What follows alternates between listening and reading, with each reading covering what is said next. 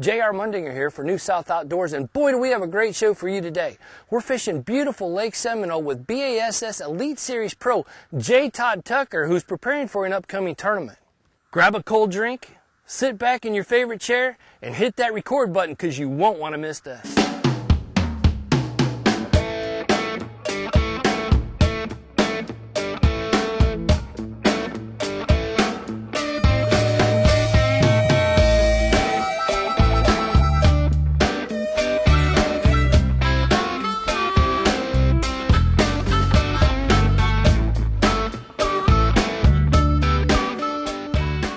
How many years have you been fishing Lake Seminole?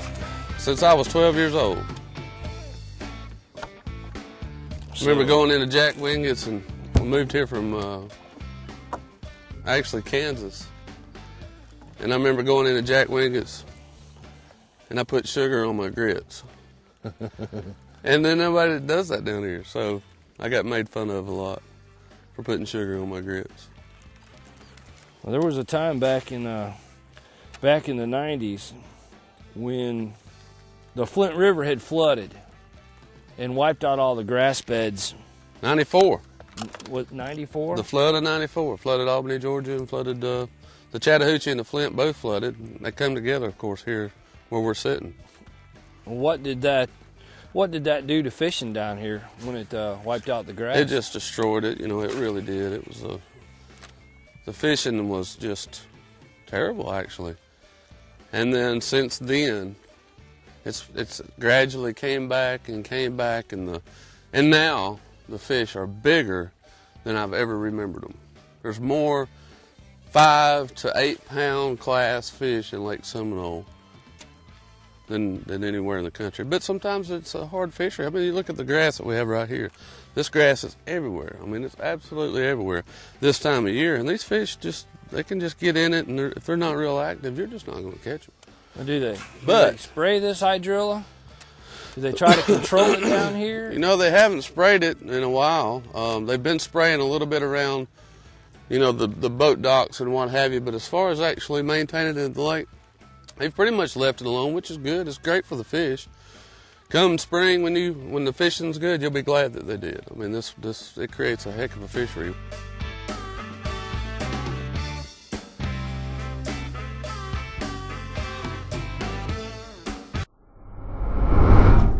A lot of times in this grass, you want something, you know, like real loud buzz bait or something. But here lately, I don't think they've really wanted something that loud. And the reason I say that is because I hadn't caught anything on it. But I've been throwing a buzz bait similar to this, come out of California. Beats the blades beat the head like a booger man. Well, makes but it's extremely loud. It's so loud you can't talk on the phone while you're using it. It's loud. A lot of times when you're out here practicing for a tournament, it's not so much catching them as it is knowing that they're there. We'll throw a lot of reaction baits during practice that, you know, they may not eat, but they show themselves, and that's just as important sometimes.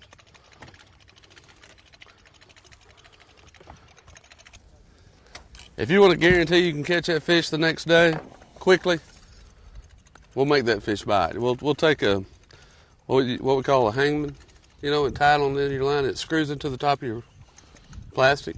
You know what I'm talking about? Well, it's just a screw, a keeper, and we just tie it to the end of the line, and we screw our plastic onto it and make that fish bite.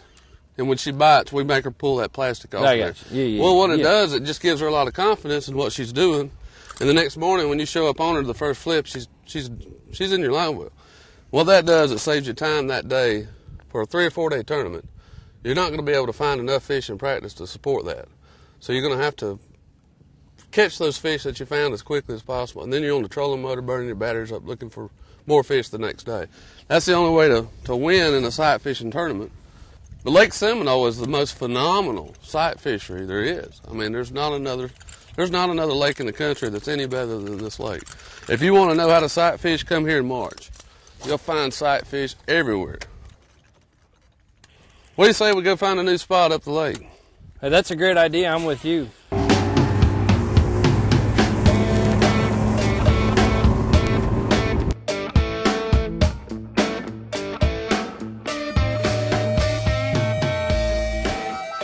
The one thing that works good here on Lake Seminole is the drop shot rig. And what that is just a reverse Texas rig or reverse Carolina rig. The weight actually goes to the bottom of the line and the hook is tied above it. It's something that works really good here in February. You can fish it vertical. You can drop it straight down into these trees. But anyway, what you do is you make sure your hook is pointed up the line, so when it's sitting on the bottom, the hook is straight up when it hook the fish on top of the mouth. This is something your kids can do too. I mean, this is a great way for them to fish. They don't have to set the hook hard. And you want to use a Palomar knot in that hook, on the hook. And that end that you usually cut off, the tag end that you usually cut off and throw away, is what you're going to use to put your weight on. You just take and run that line back through the eye there, and that keeps your hook straight, just like this. And then you want to take a weight that's got you can buy these drop shot weights. They've got swivels on them. It helps prevent your line from twisting up. And they just clip right on there. Just like so. And there you have it. That's a drop shot. You know, if they're not suspended out in the middle of the channel. There's one. There we go. Oh yeah, get out of that tree. This is a drop shot rig, 10-pound test line. It's very effective on Lake Seminole, for sure.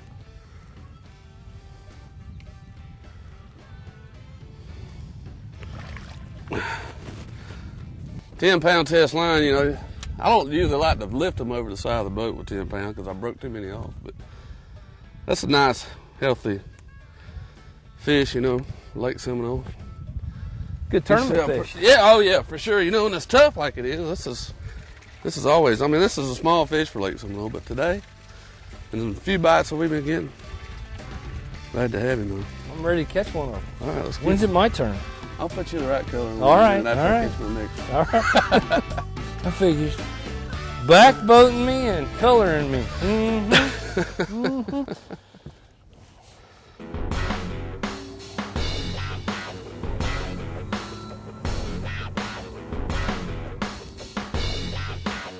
This segment brought to you by Woods and Water Magazine, providing outdoorsmen with timely news and information since 1978. Check them out on the web at www.woodsandwater.net.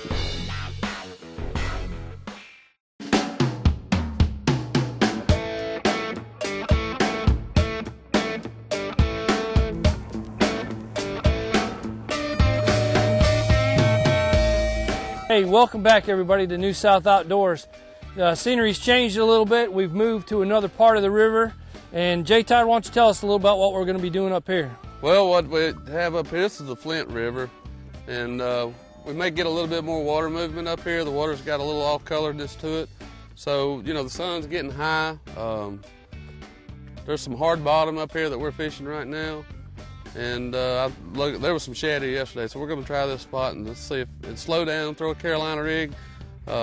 With a trick worm usually is what I like to throw in the Carolina rig up here. I do like to throw a big crankbait on spots like this. We're real close to the river channel. This is just a spot that catches some current, and this time of year that's what you want to look for. Similar to what we were drop shotting, you know, there's a bend in the channel. There's a bend in the channel here, and it's just a good place for fish to live and to feed. It's not a bad fish. This is on that 12-inch power worm, the 12-incher, the new power. Well, see, I didn't go big enough. I put a 10-incher on. That's my problem. That was your problem, it wasn't big enough. And I was just going on about how a little fish, you know, might hit that, blah, blah, blah, and looky here. Fighting little sucker. Looky there. Another nice tournament fish. Hey, you know what? For a day like today. Look how big this worm is compared to the fish. I mean, that's a 12-inch power worm. It's amazing. And you know that power bait, I mean, that's good stuff. When they bite it, they don't let it go. Yeah. But that's a 3/4 ounce lead, Carolina rig. I just had one hit myself. School must have come through here. You got a bite? Yeah, I got a bite. Come over. Yep, there he is. Well, see, they're not taking it off the bottom like that. I'm popping it down. You know, it's coming down that ledge right there. Yeah. And as it's falling, I'm popping it up, and as it's dropping down is when he's. We're out here in the middle of Lake Seminole, early month of September. Great time to come out and learn how to read your graph and learn which way a ledge goes. What I'm able to do when there's no one out here is I can take buoy markers and I can stagger them 40, 50 feet apart along the ridge, and it gives me a visual image, you know, not only for that day, but I can remember that for future references. With nobody being out here, I don't have to worry about anybody coming to my water, and I'm not talking about Seminole, I'm talking about, I guide on Lake Talquin. But do you ever have that luxury when you go out and fish to do something like that? That's something that, I mean, what you said, I'm surprised that you actually came up with that. That's one of the best ways to learn how to drop fish, and drops meaning ledges, or, we talked about points earlier today, and always keeping in mind of where the points are. And the same thing goes here. And you're fishing down a drop, you really don't know there's a point there. Right. Unless you really pay attention. But if you do like you say, and just start marking your ledge every so often, and just have a boat full of buoys, and then turn around and look down the buoy line, and when you see those buoys go out, that is a point. That is a current break. And it creates an eddy. And an eddy is your best friend when you're fishing. It doesn't matter what kind of water you fish. If there's a point and you've got current, it's going to create an eddy. An eddy is your best friend. I hate to interrupt. I just had a bite. Go! Oh, look here. I got one too. That school come back through there. Yeah, they did. Oh, this feels like a good fish here. Oh, yeah. Man. Of course, you always get the bigger fish. Caught more than me, bigger fish than me. Oh. That school did come back through there. Look at that. Oh, that's a nice one. That's a real nice one there. Get out of the trolling motor, buddy. I'm going to swing that one in. Oh, man.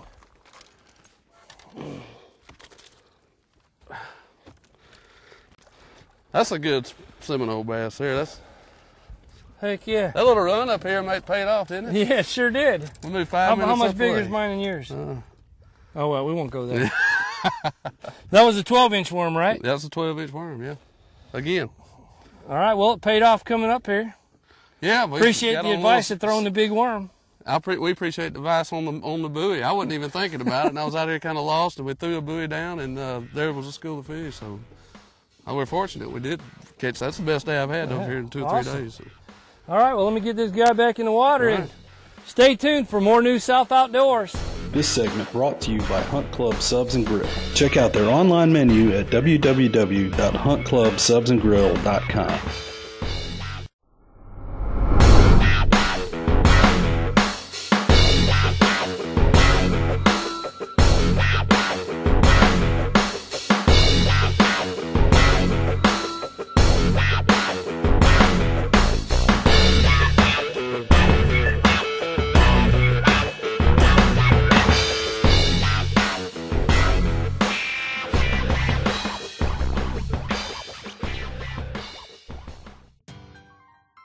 Hey, welcome back, everyone. We just finished what I'm going to say is a productive day on Lake Seminole. Given the conditions, we're pretty tough out there. You put us on a different technique, use the drop shot. Now, the Carolina rig I'm familiar with, but you took us to a part of the river that I haven't fished before, and I really appreciate that, and I'm sure the viewers at home learned quite a bit. Yeah, it's just part of recognizing your points like we talked about, current conditions. Always, those are all relative things that you use to catch more fish on any lake, especially this lake. And that's what you have to do as a fisherman. You just have to have, that's why we carry 10 or 12 rod and reels with us all the time, different size lines, different kind of baits. Use that tackle box, and then you'll catch more fish. Thanks again, JTodd, for coming out and taking us fishing. Absolutely. You know, anybody's welcome here on Lake Seminole. Our taxpayers' money, this is what it's for. Come out and enjoy your time at Seminole fishing. Don't forget to visit the website at newsouthoutdoors.com for your latest up-to-date fishing and hunting reports, and we'll see you right here next week at New South Outdoors.